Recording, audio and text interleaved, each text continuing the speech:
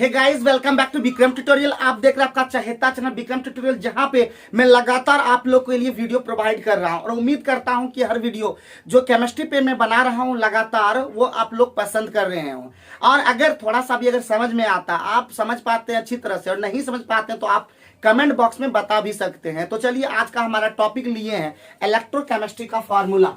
तो इलेक्ट्रोकेमिस्ट्री का हम लोग सबसे पहले क्या करेंगे, आज का जो टॉपिक है हमारा इलेक्ट्रोकेमिस्ट्री फॉर्मूला।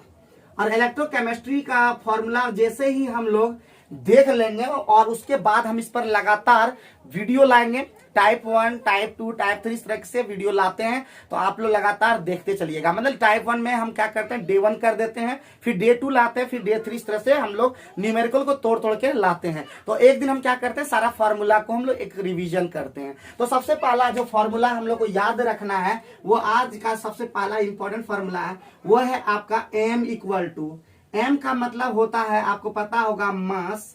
ठीक है, m का मतलब क्या होगा, मास, जो कि डिपोजिटेड होता है, चाहे वो कैथोड पे होगा या तो एनोड पे होगा। तो मास इक्वल टू क्या होता है, ZIT।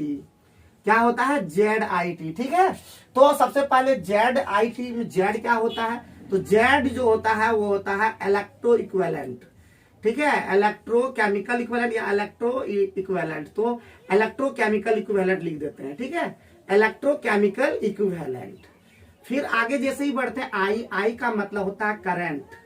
आई का मतलब क्या होता है, करंट। और करंट किस में होता है, तो आपको पता होगा, करंट होता है एम्पियर में। किस में होता है, एम्पियर में, जिसको ए से हम डिनोट करेंगे। आगे टी होता है, टी का मतलब होता है टाइम, तो टाइम टी से डिनोट करेंगे। और जनरली हम लोग क्या लेते हैं, किस में लेते हैं, सेकेंड में लेते हैं।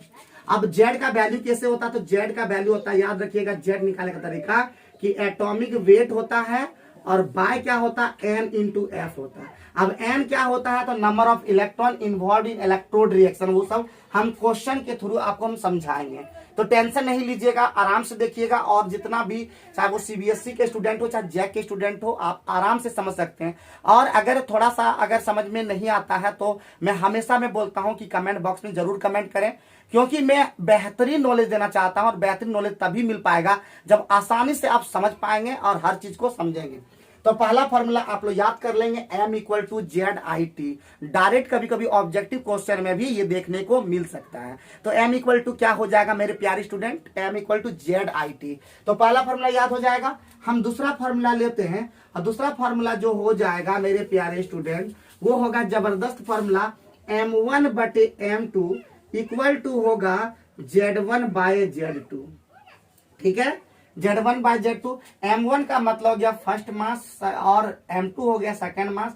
Z1 और Z2 समझ में आ गया, एक इलेक्ट्रोकेमिकल इक्विवेलेंट नंबर 1 और एक इलेक्ट्रोकेमिकल इक्विवेलेंट 2। ये भी हम लोग क्या करेंगे, आप सवाल एक क्वेश्चन के थ्रू हम इसको अच्छे से समझाएंगे। तो फॉर्मूला याद कर लीजिएगा, M1 bye M2 equal to हो जाएगा Z1 बाय Z2। और भी अगर आगे बढ़ेंगे तो M2 bye M3 equal to हो जाएगा Z2 बाय Z3। तो समझ में आ रहा होगा फॉर्मूला। और फॉर्मूला देखिए, नोट करते हुए चलिएगा और ईमानदारी पूर्वक बनाते चलिएगा।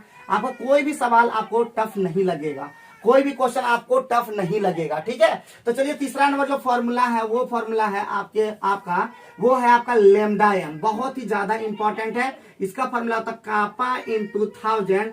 अब बाय क्या हो जाएगा, c। लैम्डा m क्या होता है मेरे प्यारे स्टूडेंट, तो हो जाएगा तुरंत क्या हो जाएगा, जल्दी से बताएंगे, तो मोलर कंडक्टेंस होगा। ठीक है, क्या होगा, मोलर कंडक्टेंस, याद रखिएगा। तो मोलर कंडक्टेंस हो जाएगा। और कापा क्या हो जाएगा, कापा हो जाएगा, क्या हो जाएगा, कंडक्टिविटी हो जाएगा। क्या हो जाएगा, कंडक्टिविटी। और कंडक्टिविटी को ही कहते हैं स्पेसिफिक कंडक्टेंस। क्या कहते हैं मेरे प्यारे स्टूडेंट, स्पेसिफिक कंडक्टेंस। ठीक है, और उसके बाद हमारा जो होता है सी का मतलब होता है मोलर कंसंट्रेशन।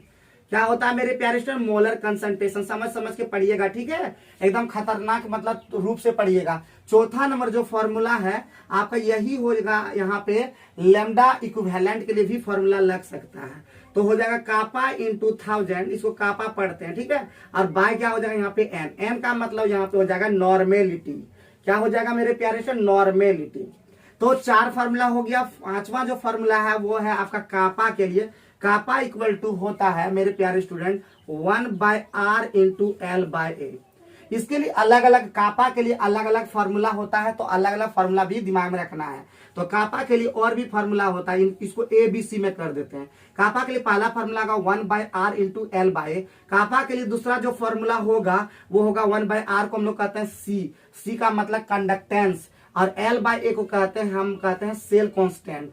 एक्स का मतलब हो गया सेल कांस्टेंट, और सेल कांस्टेंट का जो वैल्यू होगा वो होगा एल बाय ए। उसके बाद हम कह सकते हैं तीसरा जो फॉर्मूला, और भी फॉर्मूला हम लोग बना सकते हैं, याद रखिएगा, और भी फॉर्मूला हम लोग बना सकते हैं। जिस तरह से दिया हुआ रहेगा हम वैसे वैसे फॉर्मूला को बना सकते हैं, ठीक है। और भी बना सकते हैं, कापा इक्वल टू हो जाएगा 1/r इंटू एल, और ए का मतलब होता है एरिया ऑफ क्रॉस सेक्शन, जिसका वैल्यू होता है पाई आर स्क्वायर। तो ये भी हम लोग लगा सकते हैं। तो ये कितना हो गया, 5 फॉर्मूला, 5 में और 2 को इधर बढ़ गया, 7 फॉर्मूला आप लोग को याद रखना है, निश्चित रूप से रखना है। और इसको इसलिए याद रखना है ताकि आप आसानी से क्वेश्चन को टैकल कर सकेंगे, ठीक है। क्वेश्चन को तभी टैकल कर पाएंगे जब आपको फॉर्मूला याद होगा। आठवां फॉर्मूला याद नहीं हो जाएगा, 6ठा नंबर फॉर्मूला, और 6ठा नंबर फॉर्मूला बहुत ही ज्यादा इंपॉर्टेंट ये भी।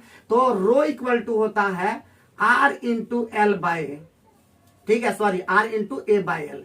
ये भी फॉर्मूला बहुत ही ज्यादा इंपॉर्टेंट है, इसको भी दिमाग में सेट करना है। रो का मतलब ये क्या हो जाएगा, रो, इसको रो पड़ता है RHO। रो का मतलब हो गया आपका स्पेसिफिक रेसिस्टेंस, ठीक है, स्पेसिफिक रेसिस्टेंस। और स्पेसिफिक रेसिस्टेंस का यूनिट तो आपको पता होगा, यूनिट होता है ओम मीटर, ठीक है, ओम मीटर। तो सभी चीज को आप आसानी से जान पाएंगे और बना भी पाएंगे, और हर चीज। उसके बाद 7वां नंबर जो फॉर्मूला है वो होता है आपका कोलरस लॉ से आता है, लेमडा इन्फिनिटिव इक्वल टू होता है, क्या होता है, lambda cation plus lambda anion, ठीक है। ये क्या होता है आपका कोलरस लॉ से आता है। ये भी फॉर्मूला बहुत ज्यादा इंपॉर्टेंट है, ये भी फॉर्मूला आप लोग याद करेंगे। तो ये 7 फॉर्मूला आप लोग अगर याद कर लेते हैं, और भी फॉर्मूला बताएंगे, जैसे कि हम लोग जैसे ही सेल वाला लेंगे पार्ट तो उसमें अलग से लेंगे आपका इलेक्ट्रोमोटिव फोर्स, और भी बहुत सारे फॉर्मूला को लेंगे। तो ये फॉर्मूला वाला पार्ट कैसा लगा आप लोग कमेंट बॉक्स में जरूर बताएं। और फिर मैं बोलता हूँ कि न्यूमेरिकल का हर एक पार्ट को हम धीरे धीरे करके सब लाएंगे, लेकिन आप लोग को क्या करेंगे, जितना फॉर्मूला हम बताते हैं उस फॉर्मूला को आप लोग अच्छे तरह से टैकल करते हुए चलिएगा, ताकि आने वाला दिन, जो आने वाला जो आपका एग्जाम होगा वो बेहतर तरीके से आप टैकल कर पाएंगे, और आपका एग्जाम बहुत ही ज्यादा बेहतर चला जाएगा। तो हर वीडियो, अच्छा वीडियो देखने के लिए हमारे चैनल को सब्सक्राइब कर लें। मेरे चैनल का नाम है Vikram tutorial BD for all. तब तक आप खुश रहें, मस्त रहें, अपने पेरेंट्स का कहना जरूर माने। Thank you.